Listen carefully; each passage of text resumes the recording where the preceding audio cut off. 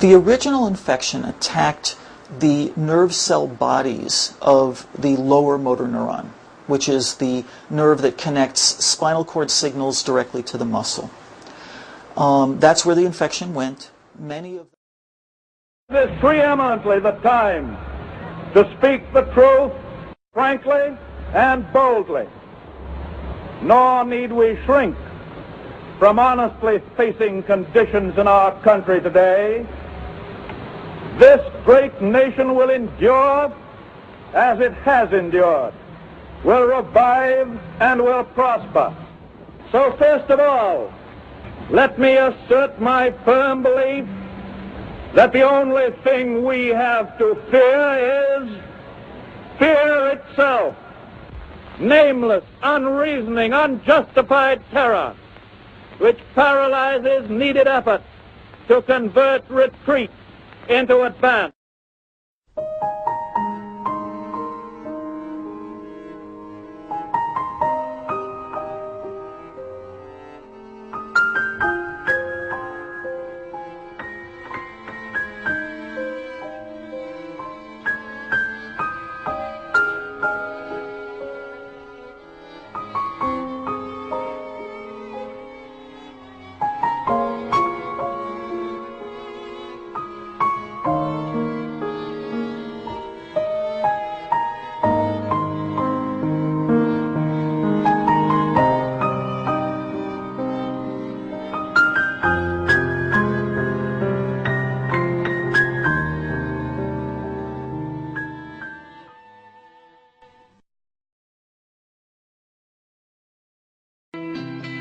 Intelligent but not brilliant, pampered from birth as the only child of aristocrats, and crippled by polio. Franklin Delano Roosevelt was hardly predestined for a rendezvous with presidential greatness. But his political flexibility and infectious charisma made him perfectly suited to meet the unprecedented challenges of his presidency. I pledge myself to a new deal for the American people. Number 32, Franklin Delano Roosevelt, Democrat, 1933 to 1945, 51 years old, from New York. FDR's difference from his predecessors was only a difference of degree, about 180 of them. FDR was the fifth cousin of Theodore Roosevelt. He was a C student at Harvard, enjoyed sailing and stamp collecting. Although he could be very private, FDR brought an easy charm to the White House. It must have been amazing to meet Franklin Roosevelt. Everybody talks about it, what a strong personality he had. Winston Churchill compared meeting him to opening your first bottle of champagne. He was a person of enormous personal charm, but so many of his contemporaries say that at bottom they didn't know what made him tick, what was really going on behind what they frequently called the actor's mask of his face. Mr. Roosevelt's daughter Anna said that he was very difficult to know, that no one really knew him. He was a loner. FDR was stricken with polio at the age of 39. He was virtually confined to the homemade wheelchair that he personally designed using a kitchen chair. During his presidency, the handicap was downplayed. He tried to be photographed standing, even though he had to lock these 10-pound leg braces to actually get in the standing position, and had to brace himself on something, a lectern or the arm of an associate. Clinging to someone's arm, he could disguise his painful steps. He also had a customized Ford that he drove with hand controls. In newsreels, he appeared to be an able-bodied man. What the newsreels wouldn't show was how he managed to get out of the car. He would have had to have been lifted out. All those images are kept from the public by choice of the media. Roosevelt's executive leadership, like his Oval Office desk, was often cluttered and chaotic, pitting advisors against each other. It was an unorthodox management style. Somehow he is the model of the successful president. Frankly, I think he's an unfortunate model. A notion that it's rather nice to have a certain amount of administrative chaos and have your subordinates competing with each other and fighting with each other, because that's supposed to make things more creative. But he was not a perfect president by any means. And I think it's a shame that he has been taken as some sort of standard of perfection ever since. What looks to others sometimes like his messy management style of allowing too many people into the room and letting them all ventilate and so on, I think that's a mistake. I think this was part of his political genius, was to build a political house, if I can put it this way, where all those voices could be heard. Ladies and gentlemen, the President of the United States. FDR used radio to bring the presidency closer to the people. It is estimated that as many as 60% of Americans tuned in for some of his fireside chats. Roosevelt was a master broadcaster.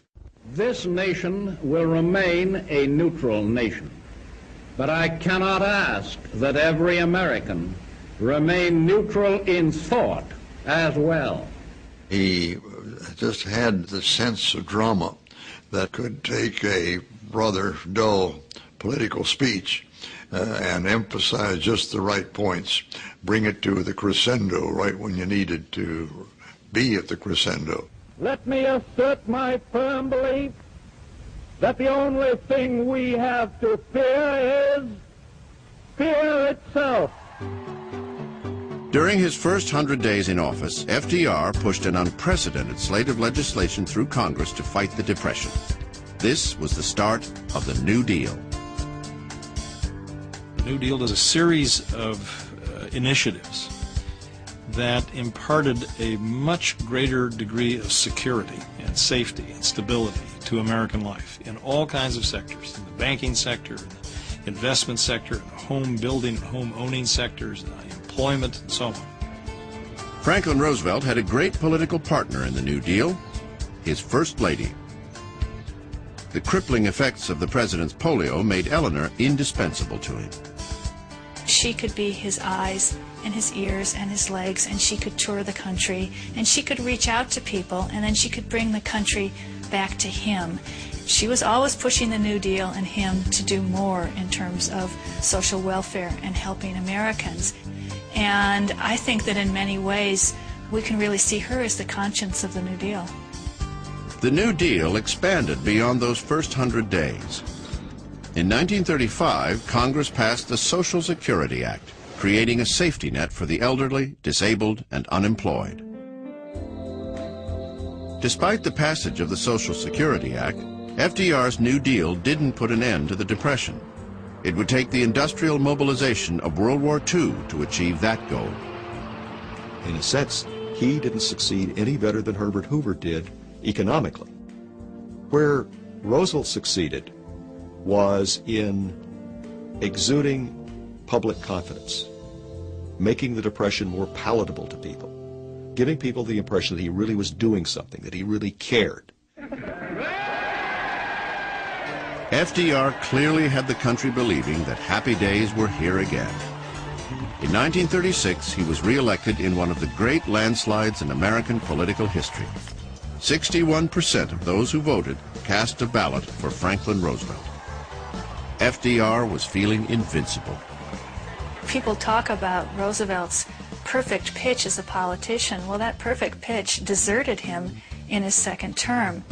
I, Franklin Delano Roosevelt, do solemnly swear. We really see a series of serious missteps after this incredible landslide victory in 1936. And will, to the best of my ability, preserve, protect.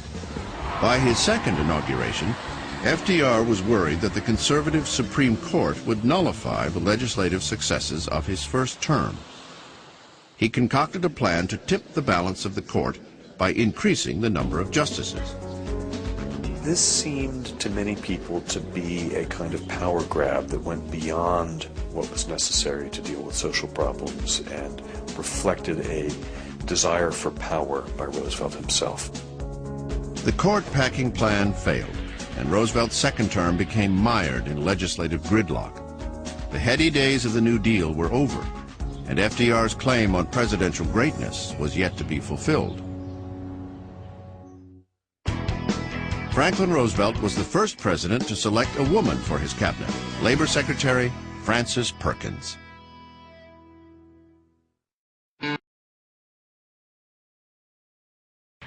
My most immediate concern is in carrying out the purposes of the great work program just enacted by the Congress. Its first objective is to put men and women now on the relief rolls to work, and incidentally to assist materially in our already unmistakable march towards recovery. I shall not confuse my discussion by a multitude of figures.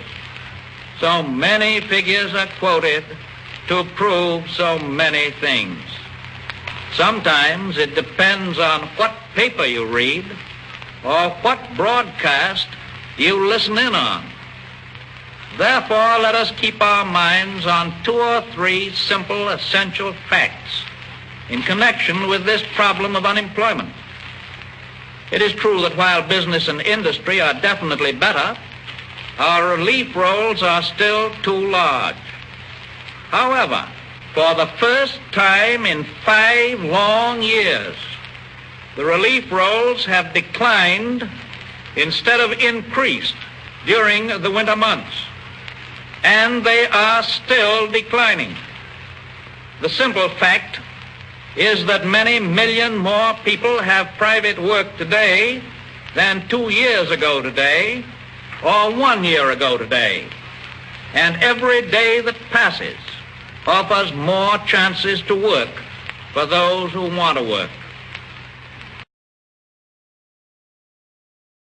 I can assure you that it is safer for you to keep your money in a reopened bank than to keep it under the mattress.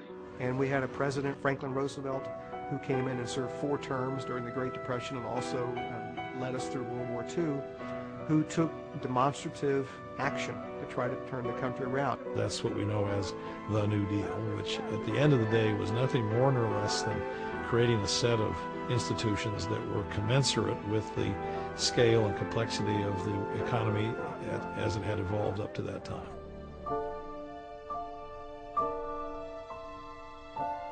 What the Great Depression revealed, and certainly what I think Franklin Roosevelt thought it revealed, were these deep structural deficits in American society and the economy that have been allowed to go unattended to for about 100 years, since the Industrial Revolution first shows up or arrives and impacts America in the very early 19th century. Families across America learned the real meaning of deprivation and sacrifice and community effort.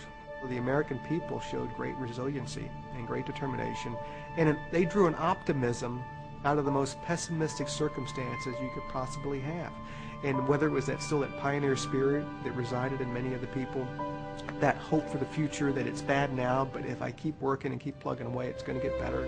I absolutely think that the spirit that got us through the Depression came from that same pioneer spirit. It was the idea that, look, something's going to knock you down, but you can't stay down. You got to get back up and plow on. You can't sit around feeling sorry for yourself. You certainly can't look back and reminisce about the good old times. You just got to keep on going forward and reinvent things.